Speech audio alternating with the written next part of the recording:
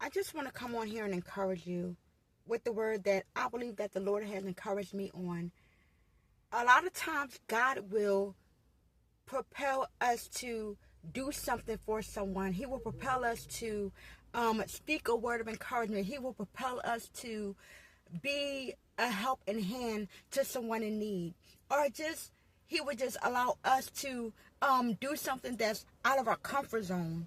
And a lot of times with that, because we live in a fallen world, we may get backlash. We may get overlooked. We may look like a fool. But one thing that the Lord put in my spirit to encourage me is, do not let someone else's traumatize you. And I'm going to say that again. Do not let the trauma of other people traumatize you. And what do I mean?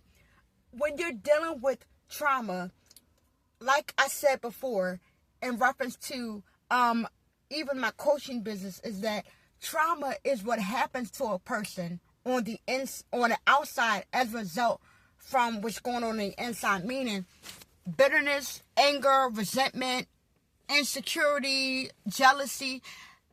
Sometimes we go through things in life that causes these emotions, and we begin to project our insecurities, our unforgiveness, our anger, our jealousy onto someone else.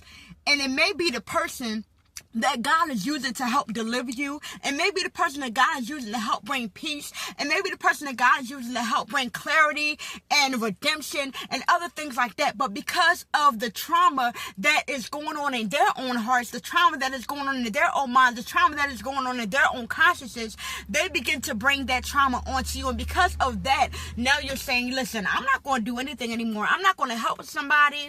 I'm not going to speak a word of encouragement. I'm not going to be a helping hand to somebody because I just got burnt. I just got, talked about. I just got lied on. But I want to encourage you on today. Do not let someone else's trauma traumatize you. Walk in grace. Walk in mercy. Walk in forgiveness.